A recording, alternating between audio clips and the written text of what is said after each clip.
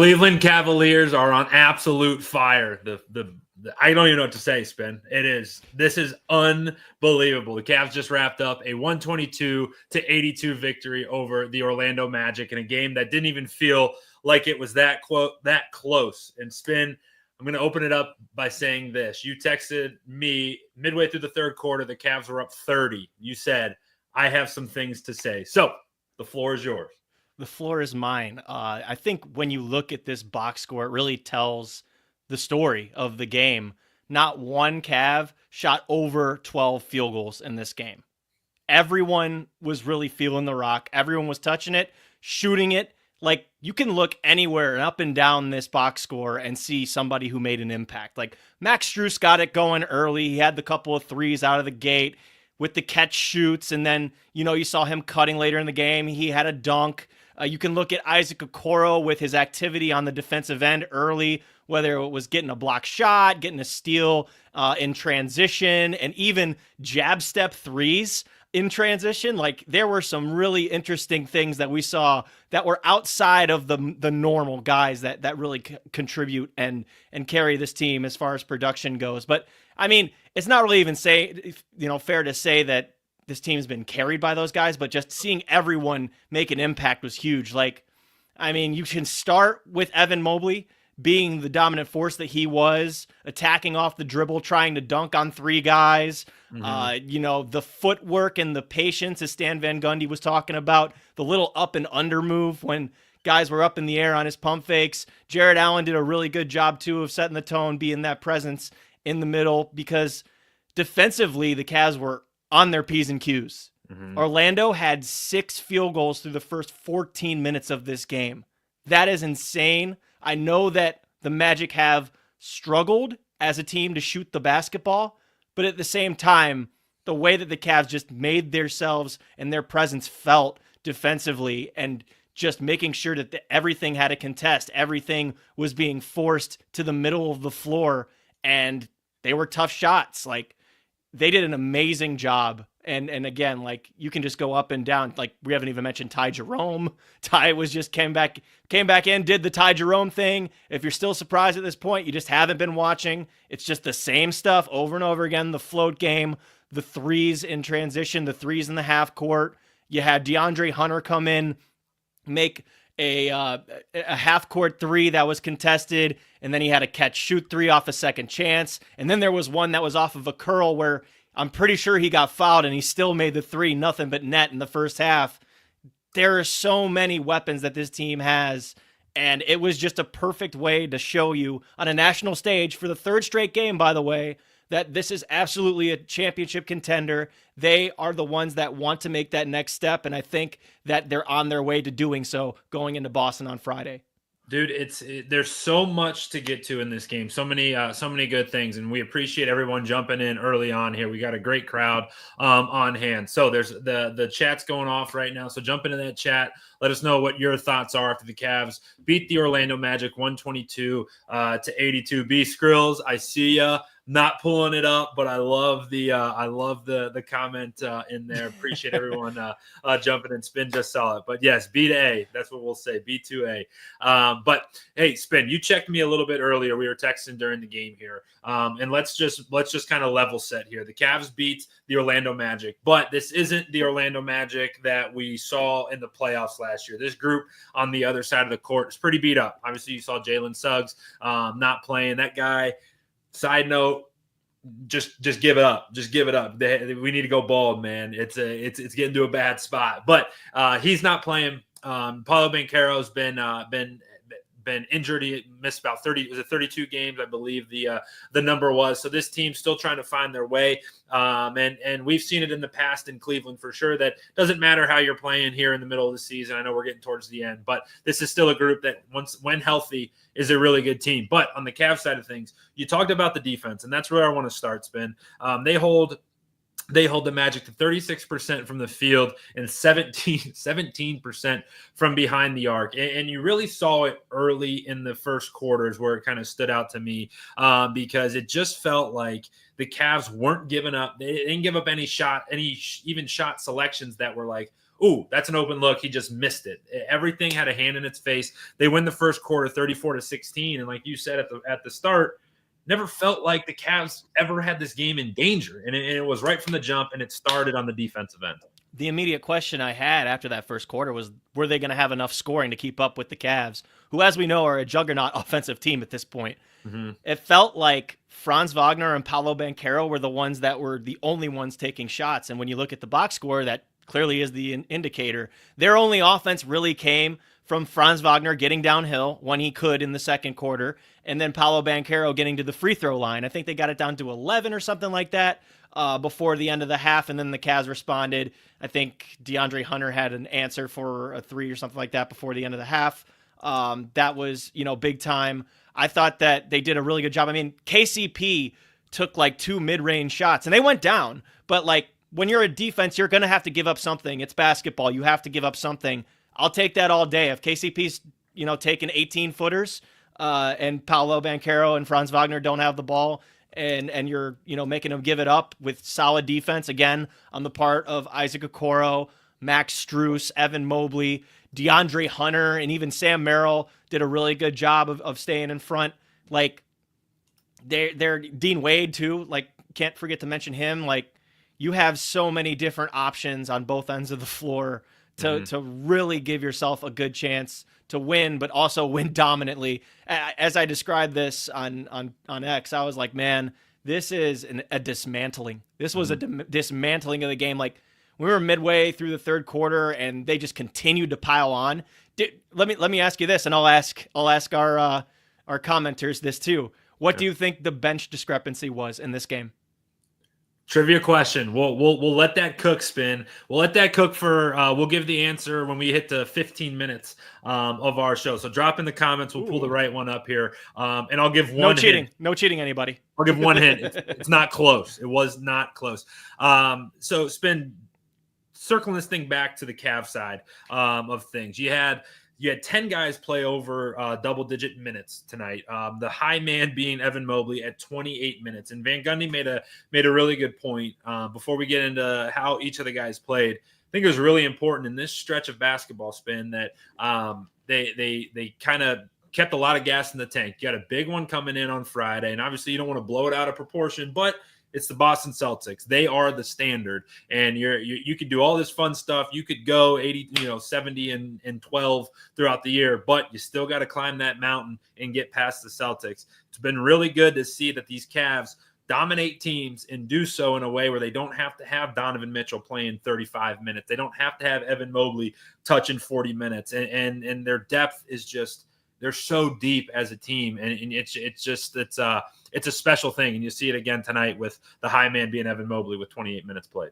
Yeah, and they had to touch that 35, 36-minute mark against the Grizzlies the other night in a really highly competitive game, really solid, fun contest, as we detailed at Cavs on SI YouTube channel after Sunday with Spencer German. But, yeah, that was a good way to kind of divvy up the minutes. I mean, I think it also comes down to the fact that they were just pedal to the metal, straight up blowing these guys out, to be quite honest. So I think that also plays into it, because Kenny does want to start getting their minutes up a little bit more. But when it's on the precipice of a matchup with Boston on Friday at the TD Garden, like, that is really, really solid to have in your back pocket, knowing that the guys are going to be even more fresh, because they have tomorrow off, and then they have Thursday off. They're actually going to practice in Orlando before they travel to Boston. So that's, a big deal too. So they don't feel rushed. They're not coming back home, getting practice, and then flying over. So they're going to be in the same spot. They're going to be mentally refreshed. They're going to be physically fresh. I can't wait for that matchup. We'll see if Boston comes in, with their full allotment of availability. I did see that. I think it was Drew Holiday that sat out tonight in Toronto. I can't remember if it was Holiday or White, but they won in Toronto. So they're going to be, pretty rested, I think, too. I got to look at their schedule. But, Cavs, Boston, Friday night. What more can you ask for? National stage. Cavs have been all over national TV, and they're doing a good job. They're doing a good job, man. We were going to. I was going to save that, but Spin, since you touched on it here, let's talk about it real quick because this is now the third game in a row they've been on national TV, and you're going to get a fourth one when you go out to Boston on Friday. And I'm really curious, Spin. Like, this is actually a real curiosity. You see Ryan Russillo tweeting tonight the picture of Ty Jerome. You start seeing Stephen A. talking about how these Cavs are legit contenders. I'm actually very curious to see how the national narrative is with these Cavs, because every time they've been on national TV outside of the Memphis game, they are thumping these teams. Like, this is that game. Like, none of these games are close outside of that Grizzly game, and I'm just really curious to see how that national narrative starts to change. Where you're like, this team actually could go with Boston and give the Celtics everything that they want. Yeah, I'm sure that it's probably going to be the Boston game. Yeah. And the last time they really struggled on national television was against the Thunder. And that was really the only time they ever got taken to the woodshed. They also beat the Thunder on national television, a week and a half before that. Yeah. The game against Boston on national TV in Boston was good, even though they came up on the short end. They beat them, even though that they were shorthanded in Cleveland towards the beginning of the year. So I can't wait, man. It's going to be a really fun matchup. But think about this, though. It's so easy. I mean, you can't really overlook someone like in Orlando just because of the history in the playoffs and that they are still a very capable team, and they do have 2 stars in Paolo Banchero and Franz Wagner. But you could have been looking past this one, knowing that Boston was on tap. So, another sign of the maturity of the Cavs to go in, take care of business, play physically, do their thing, rebound the ball, make sure that they're winning the possession game, as Kenny Atkinson always points to. And they came out and, like you said, thumped Orlando on their own home court. Yeah, heck of a crowd in here tonight. Appreciate everyone jumping in with us. And Spin, it's time. We got to the 15-minute mark. We got 2 answers that are close. Tom, you were kind of close, but not quite. I'm going to pull one up here. Bree 001 Bassane. What? I apologize for butchering it. Spin, what's the final number? Bench points tonight. 61-13. That is an ass kicking. That's an ass kicking, man. That is an ass kicking right there. And that's a perfect segue into this, Spin. 14 players played for the Cleveland Cavaliers tonight. 14 players scored for the Cleveland Cavaliers. Ty Jerome off the bench led the way with 20. He had 3 guys score 17 points. DeAndre Hunter, who was 4 of 5 from 3, finished with 17. Max Strus, who was 5 of 7 from 3, finished with 17 points. And then Evan Mobley had, I thought, numbers-wise, this game's not going to stand out. 17 points, 8 rebounds. But I thought that he was special again tonight. And I want to start, Spin, with Strus and Hunter. They combined for 9 for 12 from 3, giving great minutes, great energy. And finally, it felt like this was the first game all year that Max Strus shot it with confidence and was just letting that thing fly, and it was finding the bottom of the net. He's done it.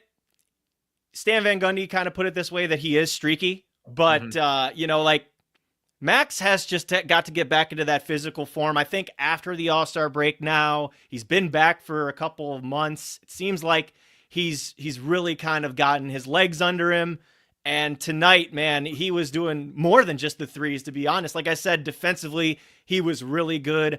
I saw a bunch of those kind of winning plays that we always see from Max. I like to describe him as a very timely playmaker. Mm-hmm. The ball come off the rim on a missed 3 that the Cavs have, and he'll be just right in the right spot to either save it from going out of bounds, or he'll tip it out to a teammate.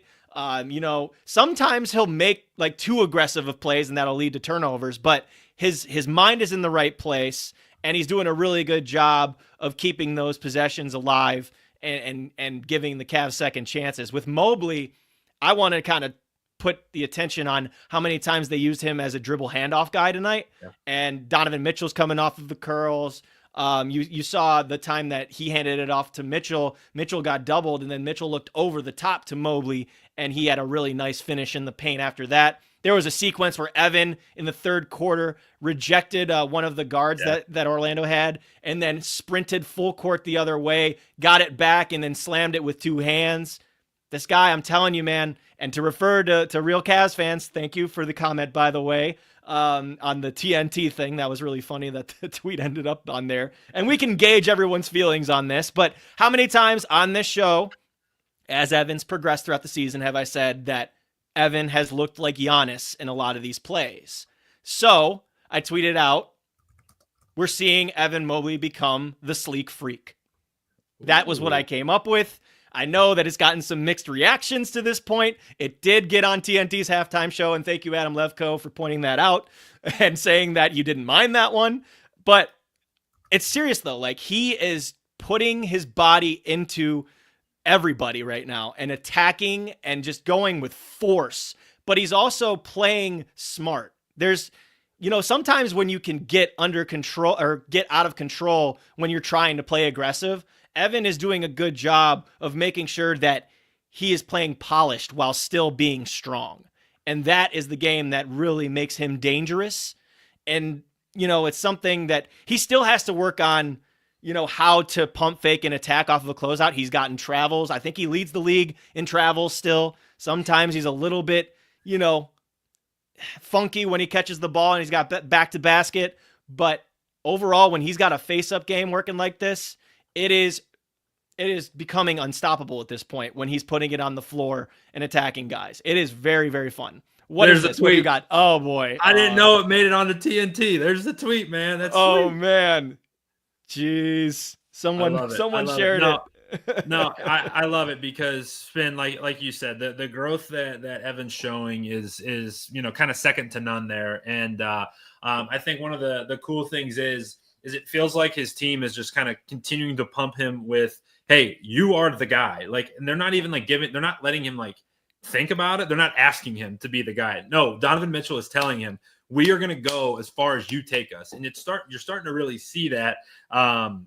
You're starting to really see him gain that confidence and understand that, I am different. I am that type of dude, and I can be the difference maker on a championship level basketball team, which is really, really exciting here, and something that is going to be the driver for these Cavaliers, and he's going to go really where they take us. First time in a while, it feels like Jared Allen didn't have a double-double tonight, but you didn't really need it. 8 points on the night, finished with 7 rebounds. A guy who I know we're both fans of on this show is Isaac Okoro. Really good to see him knock down a couple of threes. I know one came kind of in not garbage time, but the Cavs were up, 40 when he hit. It was a jab step, though. It was a jab step 3. I was gonna say it wasn't just the catch shoot variety. Like, he made one in the corner that was a catch shoot, but one of the other ones was literally just him a jab step and then shooting, which is a really good sign because we know that shoulder's been giving him problems. So for him to make those 2 was big time, but he also attacked the rack, got to the line in the very opening minutes of the game in transition after he got a steal. Like I said, defensively very active. His legs were definitely there. Everyone's legs were really there. Everyone was prepared to play. But that really stuck out to me, Isaac's activity there in the opening minutes. I think you actually got to give a lot of credit too to Dean Wade coming off and getting the boards that he did. When he had those minutes. I love seeing the Hunter, Wade, Mobley trio is really enticing to me. I'm interested to see more of that. They were in with Ty Jerome and Sam Merrill, but you can also mix DeAndre Hunter, with Jared Allen if you want to. Like, he's done so many different things, and he's got so much more freedom. He's attacking off the dribble now and not just being someone who stands around and waits for the catch to attack. He's taking matters into his own hands, which is big because, this is a guy who's still brand new to the team. He's like 5 or 6 games into this. It's crazy. It just seems like he just fits right in, slides right in to what the Cavs are trying to do. And it does help when the Cavs are playing more towards tendencies than set plays, as he's described before, because it's easier to just kind of pick up on where your teammates' spots are going to be, where you're going to want the ball. And going back to what I've said since he's gotten here, and what Kobe Altman said as soon as he made the trade, that jumper is really hard to contest. Dude, he has a large wingspan, but where he shoots it from, that is a very hard shot to contest or to block. And you can see he's just shooting it over the top of guys right now. And that doesn't matter whether it's the mid-range or beyond the arc. So, and it's maybe this is a reach here, but it's very Dirk-esque, where Dirk released it from like behind his head and you could never get a hand on him because he was so tall. It's a similar type conversation where his release is so high. It doesn't matter. It doesn't matter how you're defending it and what you're doing. All right. And if you want the more modern day too, you could think of like a Michael Am I old, Jr. Then am I old? Did I just is Dirk? No, old? I mean I'm old. Like so I'm right there with you, dude. Shoot. Dang it. No, it's really good. He's been an unbelievable piece, and like you said, he's going to continue to just get better. All right, I laughed at one point in the game. I don't know who was on the floor, but I think it was some kind of combination of Donovan, Ty Jerome, it may have been Dean Wade, it may have been Jared Allen, and maybe DeAndre Hunter. And they're playing, they're plus a bunch of points. They're kind of extending. And then you just see two guys stand up off the bench and walk over, and it is Evan Mobley and somebody else. It was, I forget who it was, but I remember looking at it and laughing and being like, this team is ridiculous. They got so much depth to it. But to your point, Spin, that's going to start to dwindle down. You obviously had Javonte Green. He's going to be more of that depth piece. But I want you to put your coach's hat on.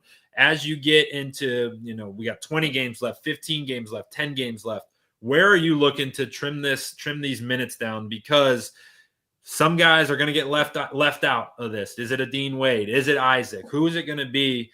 Certainly these are champagne problems. These are first-class issues. But what would you look at when you're looking at how this roster is going to come together in the playoffs?